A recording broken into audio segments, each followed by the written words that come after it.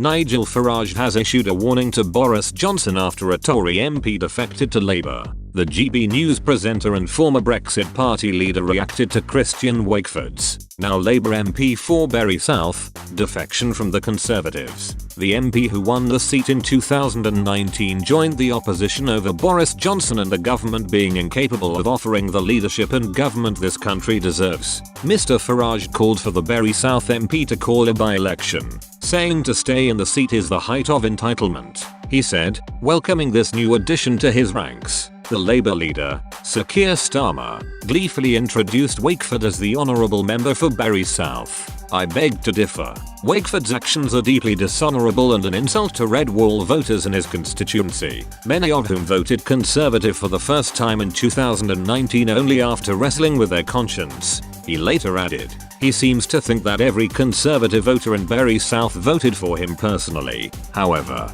Mr Farage also said the Prime Minister should have demanded Mr Wakeford trigger a by-election, saying it would be the killer line to the defector. The GB News host said, as the session wore on, I waited and waited for what I had hoped would be the killer line from the Prime Minister. He never uttered it. I was anticipating that Johnson might have the wit to demand that Wakeford behave with some degree of honour and submit himself to a by-election.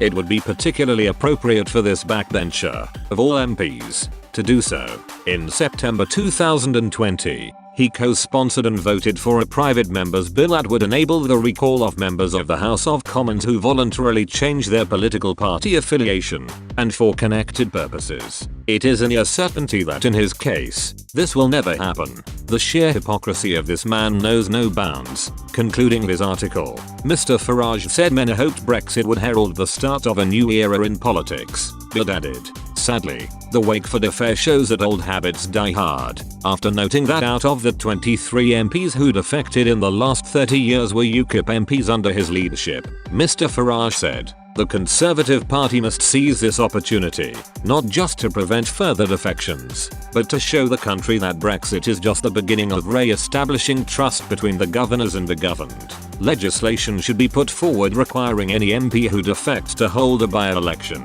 After the student drinking culture in number 10 that has been exposed recently, such a move might just be a way for the Conservative Party to save itself. I won't, however, hold my breath. Mr Wakeford crossed the floor minutes before Prime Minister's questions on Wednesday and pointed to scandals over reported Downing Street parties during the UK's coronavirus lockdowns. Speaking on Thursday at a Labour event, Mr Wakeford also echoed claim Tory whips threatened to scrap a new school in his constituency if he did not vote the right way in Parliament. He said, how would you feel when they hold back the regeneration of a town for a vote? It didn't sit comfortably. That was the start of me questioning my place, where I was and ultimately to where I am now. William Ragg chairs the Public Administration and Constitutional Affairs Committee, and claimed Tory whips had threatened to withdraw funding from constituencies of MPs opposing Mr Johnson.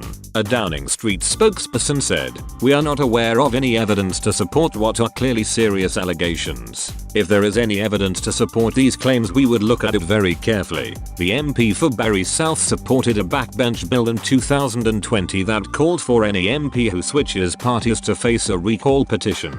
Speaking to broadcasters, he said, I think it was quite clear that even the Prime Minister wasn't calling for a by-election today, and I think it's been quite clear that they know they'd lose. Sham Roger, chair of North Manchester's Conservative Association, told he found Mr Wakeford's defection completely disgraceful, calling for a by-election to see if Wakeford would still win under a Labour banner. A local Labour Party source also told the outlet the defection had not gone down well with local members. They added, none of them voted for him to be the MP, so it will be hard to now embrace him as one of our own. This might be positive news nationally, but locally it is not going to end well.